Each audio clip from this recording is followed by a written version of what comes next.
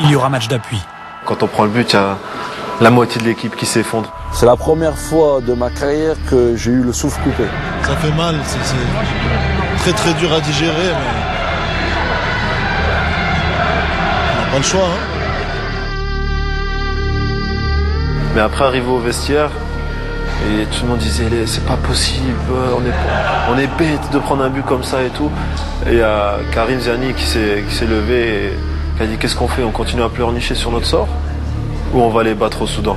On a vraiment senti, on s'est vraiment dit qu'il y avait une injustice qui était en train de se passer et que cette qualification ne pouvait pas nous échapper. Donc nous, on s'est remotivés dans le bus en chantant, en essayant de se remonter le moral.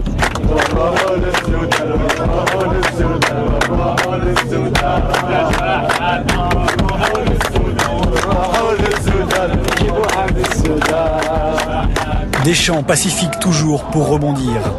Mais la haine encore qui revient frapper le bus algérien. L'Algérie à nouveau meurtrie. Chez elle, dans la nuit, réplique cinglante et dévastatrice contre les bâtiments égyptiens. Au départ, un match de foot, puis le sport dépassé, renversé par la violence. Il reste un match à jouer, une qualification à aller chercher, loin, très loin, au Soudan, en terrain neutre. Il faudra du soutien au Fennec. Alors le président Bouteflika affrète une trentaine d'avions, presque gratuitement. Les agences de voyage sont prises d'assaut, on campe même à l'aéroport. Finalement, ils sont 12 000 à partir pour Khartoum.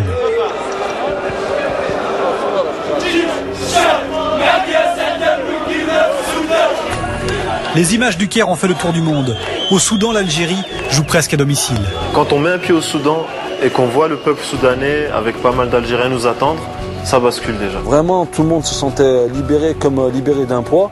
Et là, on s'est vraiment senti à l'aise et on s'est vraiment remis sur le chemin. C'est-à-dire, on a vraiment recommencé à penser au match qui nous attendait mercredi.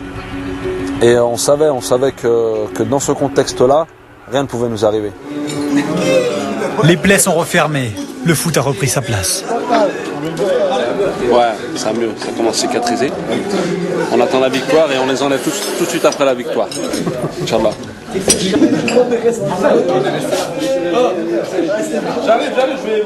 Désormais, entre joueurs, on parle enfin tactique et combinaison.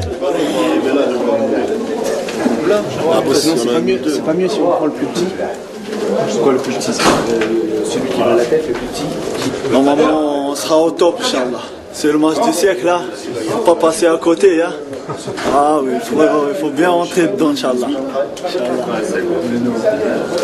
Hassan! Ça va, la tête elle est vide là? Ouais, elle est vide. Elle commence à se remplir, mais elle est vide. On va faire la sieste là? Ouais, on va se reposer un peu. On va prendre une bonne petite douche fraîche. On va commencer à se préparer.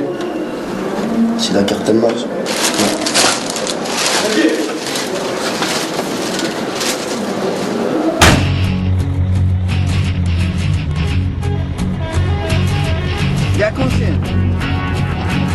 À 4 heures du match, direction le stade pour toute l'intendance. Une dizaine d'hommes en éclaireur, le dénouement approche, la paranoïa ressurgit. Vous inspectez là? Vous se vérifiez avec eux? Ça va, tout va bien? Non, on cherche aussi, ma gare. Ah, oui, il n'y a pas de mots.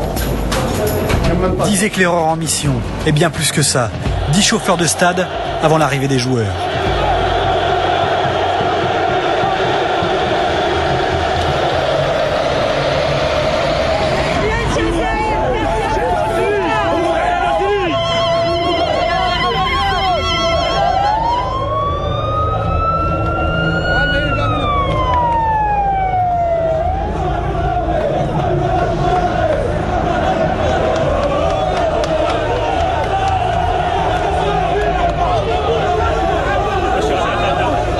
Le stade est plein depuis des heures.